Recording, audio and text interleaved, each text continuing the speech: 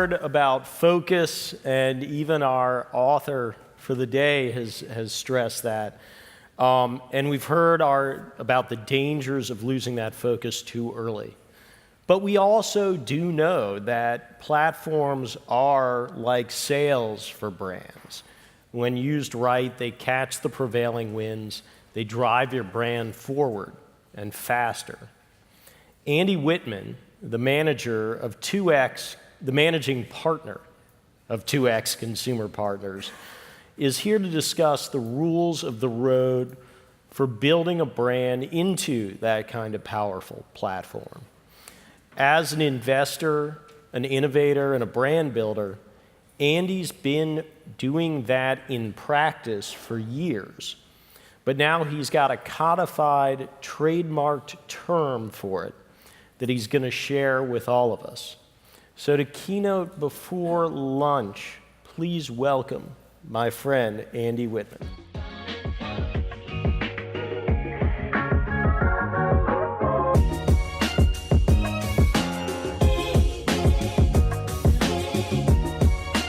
I'm Andy Whitman. I am the founder and managing partner of 2X Consumer Products Growth Partners in Chicago. You don't need to know a lot about me other than I've now been partnering with small companies in this world for a little bit longer than I was on the operating side, so I'm not a consultant type or a banker type by background. Those are great backgrounds. I just can't play that on TV. So over the last 15 plus years, I've been involved in a bunch of great emerging brands, many of which are now owned by some of the larger multinationals in the world. So with that said, as just a quick background, you know, things are really different than they were just a few years ago. I mean, if you're thinking about, you know, Campbell's Soup or Kraft or P&G in non-food, you know, they're in trouble. Their base businesses are declining. They've largely cost-reduced the products, so they're not as good as they used to be. They're not in touch with millennials. There's a lot of reasons why their base businesses are cratering. So what are they doing? They're looking to people like us for their growth. So what constitutes value for them and for you as an entrepreneur? Great products? Well, yeah, that's important, but that's not the key. Is it about great brands? Well, that's important too, but it's not the key. The key is great and powerful brand platforms. Now, I'll be upfront saying I totally agree with James Richardson, for those of you that were here for his talk first thing in the morning. Focus is really important. And for our friends at Hartman that talked about Siggy, now Nielsen or Spins or IRI would actually tell you that Siggy's in like 12 categories. I don't view that as 12 categories. That's just how they slice the data. It's really important, and I'm going to talk to you about the importance of platforming. Not that you have to do all of it, but you have to think ahead to how to get there. So with that said, we're here to talk about two simple words: brand platformation. That's how we think about creating a powerful brand platform for the long term. It's not something you would do on day one. As a matter of fact, if you do it too early, it's the death of your business. So there are lots of good ways to build a platform. I'm going to give you a couple examples. You could do it via packaging. And here's an interesting example. For those of you that are familiar with the Lunchables business, this is really a packaging platform. By the way, it's like $1.5 billion of revenue. And they subsequently created a snack version for those of us that are unfortunately a little closer to my age. There was something called Handy Snacks when we were kids. It was basically a two-compartment of something that you dip in something else. They had cheese and crackers. And so Lunchables has a platform like that. And now in the protein craze, they have a non-Lunchables version of protein products, nuts and cheeses and such. But this is a packaging platform. Most of us wish we had $1.5 billion revenue business, or whatever the exact number is, but that's sort of what this is. It's a packaging platform. That's good. Then there are ingredient-based platforms, and there are lots of good examples. This happens to be one. There are technology-based platforms.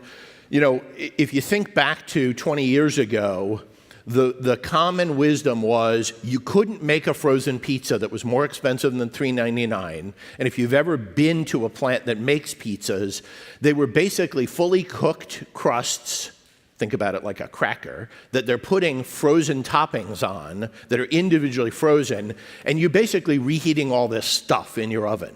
So you're basically eating a topped cracker. And that was the best we had in frozen pizza 20 years ago. And through the technology of rising crust that proofs in your oven, for those people that like to bake, proofing is the science around where your dough rises for the very first time.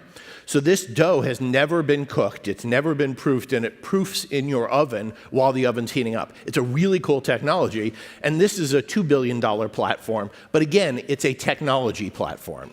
By the way, I didn't talk about distribution, but there are lots of great distribution platforms. Certainly Amazon is one, but in our world, you know, recently our friends at Sir Kensington were acquired by Unilever.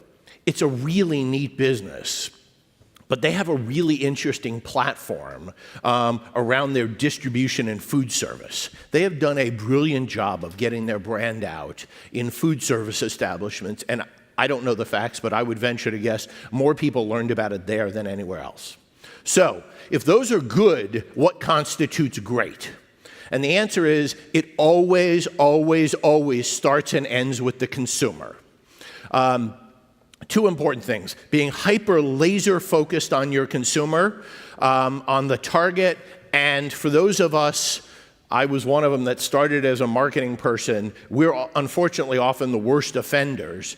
Don't want to make the tough choices. Our friends at Bonza talked about making choices to take off things on the packaging. As entrepreneurs, we know why people buy it.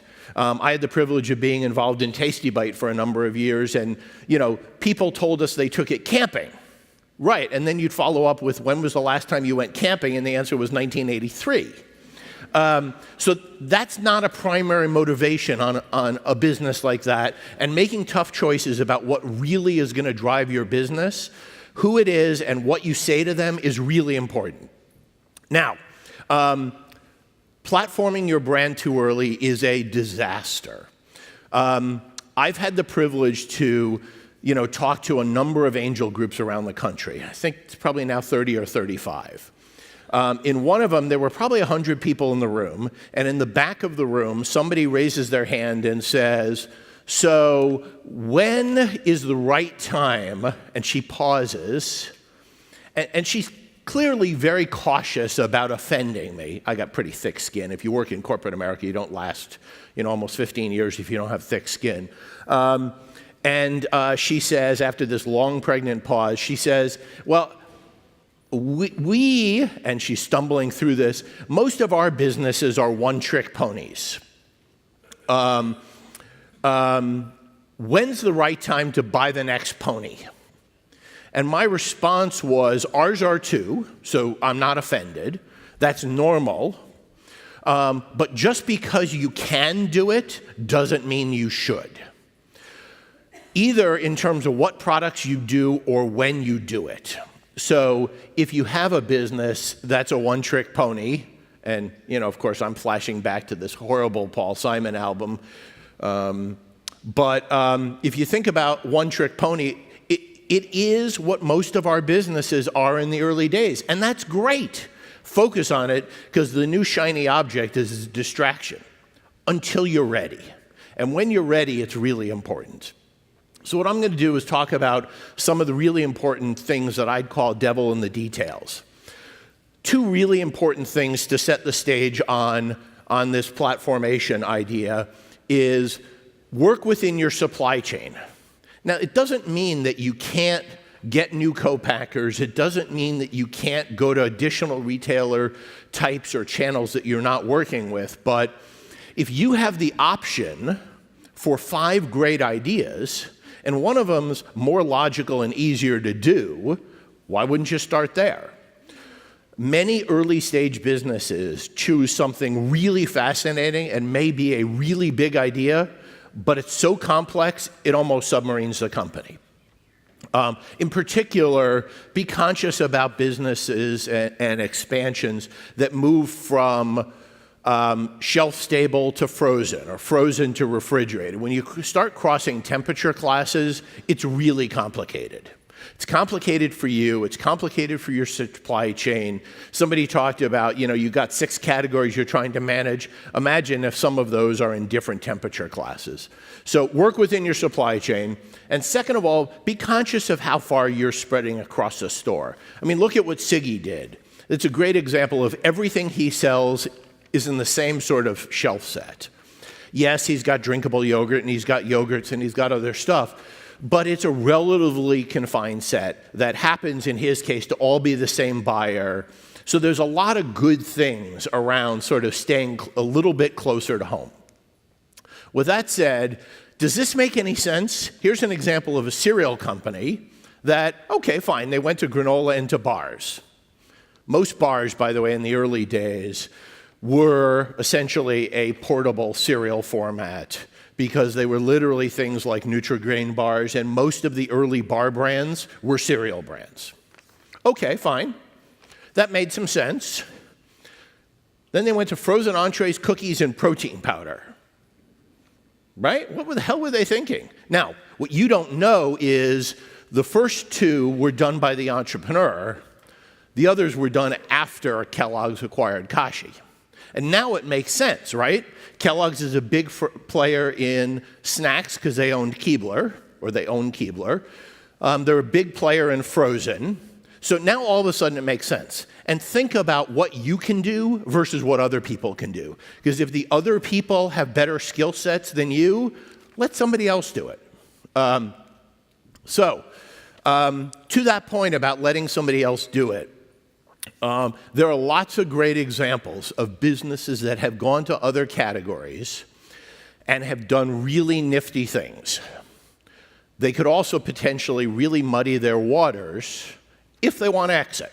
Now, let me be first and say, despite my day job being a partner and an investor, everybody's goal in life should not be to build their business and sell it to, Kraft or General Mills at an irrational price. That's fine. And I commend that, but that shouldn't be everybody's goal. If it is yours, be very thoughtful and conscious about how you expand categories. Because if you think about, what would be a good example? DiGiorno. DiGiorno could have believed their trademark was all about sort of convenient Italian, and they could have gone to a bunch of shelf-stable categories, pasta sauce, pasta something. And eventually, the business is now owned by Nestle. Nestle would have never been interested in that business if they had gone places that didn't fit Nestle's system. By the way, if you don't know, Nestle is the largest player in frozen entrees. They have handheld with Hot Pockets. They have Lean Cuisine and lots of other frozen entrees. And they didn't have pizza. So that was sort of their missing piece in the portfolio. But if a third of the business was in categories they weren't interested in, they would have taken a pass. And there are lots of great examples. Again, everybody's goal should not be to build and sell, but if it is, be conscious of that. You're likely to make yourself more interesting to some people and less interesting to others. So with that said, try not to use big company examples as what you think about in your day-to-day life if you're a small company. General Mills or Kraft or P&G or even Hain can pull off a lot of stuff that most of us can't. They can do refrigerated and frozen, most of us can't. So, try not to use those examples as your prototype. All right, great examples on brand platformation. Most people don't know how old the Annie's business is. It's been around a long time, but it was a very focused business. The vast majority of the business was in a few categories. Things like mac and cheese, the Cheddar Bunnies business, their fruit snacks business, and then a few others. Now, post-General Mills acquisition, they've become a big player in yogurt, cereal. Surprise, surprise, General Mills owns Yoplait. They're big in cereal. So this takes a really powerful set of consumer insights done in a really great way that's all about caring for kids and moms, but it's done with sort of General Mills capabilities. I mean, that's a brilliant example, but again, pre-General Mills, even as I think when they were bought, they were roughly $200 million in revenue, I think. Even as a $200 million business, they were conscious of what we can do on our own and what we can't. Good Karma. I have the privilege of being involved in this business. It's a great example of how people have really been thoughtful. Doug Rady and the team, Doug's the CEO, have done some amazing things. What people don't realize is this is a 21-year-old business. The founder created a fabulous business in a place nobody should be able to make money. He was an intermediary between retailers and co-packers, and he was a master formulator. And he did non-dairy beverages and ice creams and all kinds of stuff, quite frankly, a huge plethora of stuff, when nobody knew how to formulate non-dairy beverages and foods 20 years ago, and nobody knew who the co-packers were or cared because the volumes were so small. So that was the history of the company. You know, Good Karma 2.0, as we talk about it, started in 2012 when the entrepreneur and the then CEO, who was a longtime dairy manufacturing guy, said, we got this flax milk thing, really cool, amazing nutrients, because quite frankly, most non-dairy beverages don't have very many nutrients, amazing nutrient profile, and a taste much closer to dairy cow's milk. Really cool idea. Let's keep that for ourselves. Let's build a brand. Okay. And they did it. So by the time we partnered into the business in 2014, the business was more than half, slightly more than half, branded business. And the business has recreated under Doug's leadership to be very consumer focused, because it was really a supply chain business previously. And to the point of platformation, they were hyper-focused on who their target is. They could tell you exactly where their source of volume was going to come from. Not theoretically. You know, in the world of almond milk and coconut milk and soy milk and rice milk, different profiles of nutrients, different reasons for people buying them, they knew exactly who their low-hanging fruit target was. They knew exactly which messaging was going to work with different targets. And they were very focused on a really powerful set of messaging around inspiring goodness, particularly using the tiny but mighty good in us. It's something that, I mean, the brand name of Good Karma is an unbelievable gift of a trademark. To be able to do things like that was amazing. They then went on and said, how are we going to do this? And they delivered it to the consumer with a concept they call pour it forward. And they brought that concept to the consumer in the core flax milk business. By the way, this is not a sexy, it's a 5 SKU business.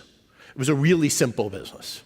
It needed much improved packaging, but it's a really simple business.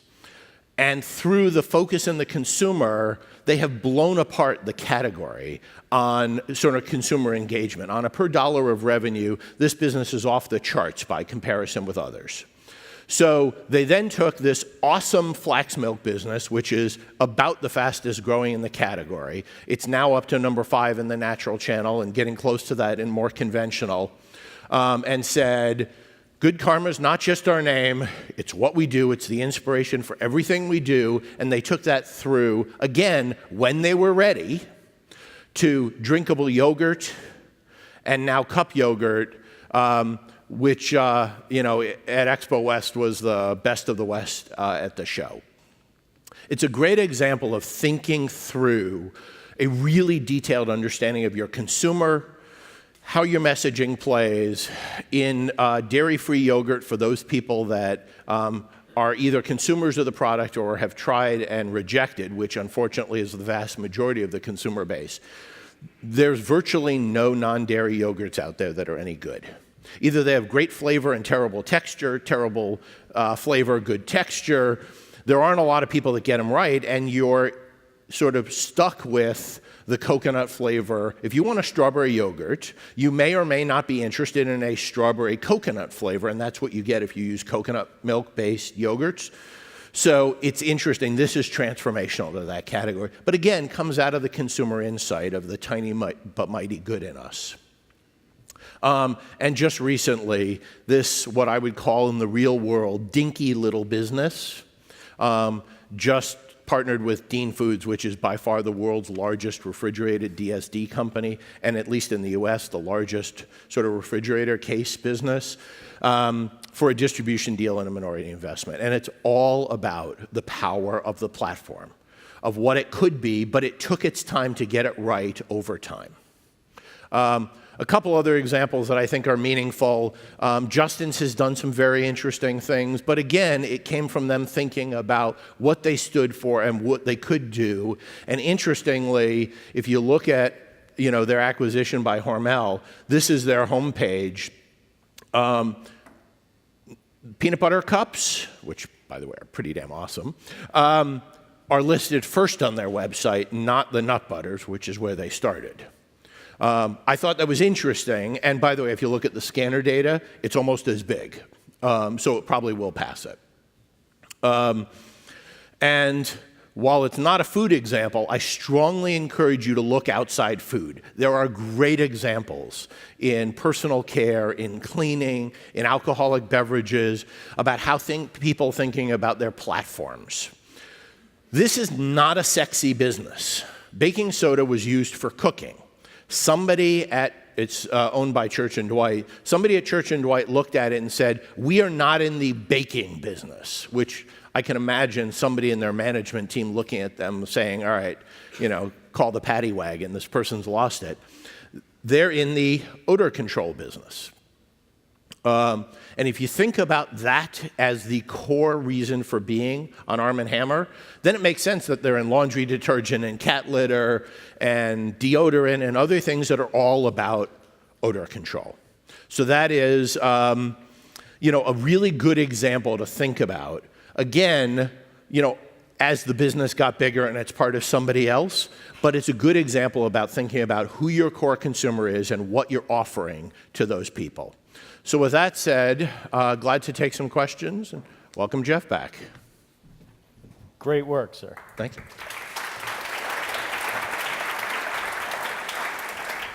So we have time for one or two quick questions before we go to lunch, and I know that Andy is willing to kind of stick around for a bit, and you can join him on the couch. There you go. That switch you talked about from product to brand. Yeah. Is it volume driven, consumer driven? I mean, what are the triggers? I mean, there could be situations where you've maxed out your current situation. That generally is not the case for the high growth emerging businesses we're talking about. So you tend to be more in a position where you're not too early, where you're distracting yourself from, doing something really good. Remember, most of the people in the room as founders or working on small businesses, you have been doing this for eons. Maybe you worked on it for 2 years before you launched Bonza. You've now been doing that for a few years. Oh my God, let's do the next thing.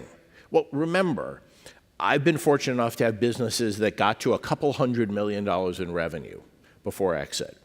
We still had less than 5% household awareness and less than 2% usage. So in other words, nobody had ever heard of the damn business, and it got to real scale. With that said, you're in those situations too. You got to remember that no matter what you're doing, the time to do this is probably later than you think, but it takes a while, so you need to start thinking about it. So get your fundamental base business to a place where it's really humming, and then you can focus on some other things.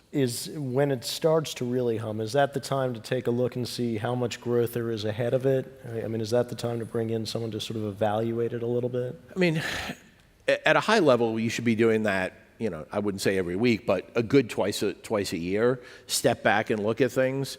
If you're in a position where, you think your business is starting to max out, you better be working on something new. But for the vast majority of people here, if you get to 30 or 40% ACV, you're beyond your wildest dreams. You have so much runway in front of you. Take your time. So we're at this weird point where the strategics and the private equity firms are all getting into these companies much earlier than they have in the past. The question is, is it better to partner on this heavy lift that platformation requires, or is it the kind of thing that the entrepreneur should take on and do themselves? I mean, part of the answer is it depends, of course, which is not a helpful answer. It depends on what the needs are. How would you help them evaluate the opportunity? I mean, part of it is thinking about what you're good at and what your gaps are. Now, in full disclosure, for the benefit of the group, we have partnered in one of our companies with the folks at General Mills. And we have some other strategics that we've been involved with in other businesses like Dean Foods and some others. That said, it all depends on what you need. In the case of one of our businesses, a business called D's Naturals, it's a fascinating business created by a then 18-year-old. He'll be 21 next week or the following. You know, anything that falls in the bucket of ops, not his thing, and he's so self-aware. I mean, shockingly. Amazing young man, so smart, but so self-aware that ops is not his thing. So he needs a team around him. Yeah. He's got some deep resources, and you know the folks at 301 have been amazingly helpful to him and to us on qualifying co-packers and qualifying raw material suppliers, the kind of thing that just is not his gig, and he is better than anybody I've ever met on a whole bunch of things. So we've heard it again and again this morning. Think about what your company is good at, and think about what you're good at, and where you need help. And I think we need to think about being good at eating lunch. There you go. Thank you very much. Sure thing. That was terrific.